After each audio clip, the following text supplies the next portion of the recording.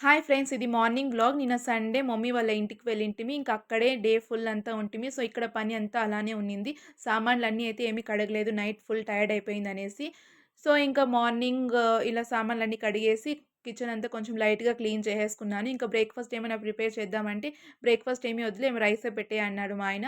So, ఇలా rice అయితే 1 glass rice పెట్టేసి, ఇంకా పెరుగు చారైతే చేసేద్దామనేసి, అదేం పెరుగు చారు నా చిట్టి తల్లికైతే చాలా ఇష్టము. తినాలనేసి తనే అడిగింది. సో, ఇప్పుడు పెరుగు చారైతే చేస్తున్నాను. మరి ఎలా చేస్తున్నానో ఏంటో ఈ వీడియోలో చూసేయండి. ఇంకా పెరుగు చారుకి 2-3 ఆనియన్స్ అయితే కట్ చేసుకోవాలి. ఇంకా పాన్ పెట్టుకొని ఇక్కడ ఆయిల్ వేసుకుంటున్నాను. అలానే పోపు గింజలన్నీ ఏసేయాలి. ఆవాలు, జీలకర్ర, శనగబ్యాళ్ళు, ఉద్ది బ్యాళ్ళు వేసేసైతే అవి చిటపట అనిన తర్వాత 2 ఆనియన్స్ కట్ చేసుకున్నాను కదా!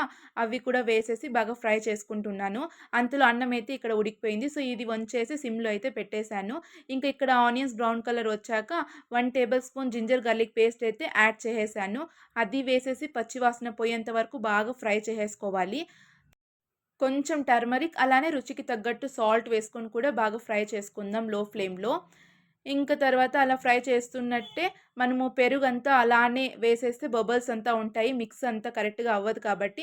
సో, చిన్న బౌల్‌లేకి పెరుగంతా తీసుకొని బాగా మిక్స్ చేసుకుంటున్నాను. బాగా మిక్స్ అయినాక ఫ్లేమ్ అయితే ఆఫ్ చేసి పెరుగైతే వేసేసి బాగా మిక్స్ చేసేసుకోవాలి. అంతే ఇంక బాగా ఇలా మిక్స్ చేసిన తర్వాత మనకి రోటీలేకి, చపాతీలేకి అలానే ముద్దలేకి, రైస్‌లేకి సూపర్ టేస్ట్‌గా ఉంటుంది. మరి మీరందరూ ఒకసారి ట్రై చేయండి. ఎలా ఉందో ఏంటో నాకు కామెంట్ చేయండి. ఎలానో ఆకలితో ఉన్నాననేసి ఫస్ట్ అయితే సర్వ్ చేసుకొని బాగా తినేసాను. చాలా టేస్టీగా ఉన్నింది. మరి మీరందరూ ఒకసారి ట్రై చేయండి. నా వీడియో నచ్చినట్లయితే లైక్ చేయండి, షేర్ చేయండి, సబ్స్క్రైబ్ చేసుకోండి. Thank you for watching. Bye bye.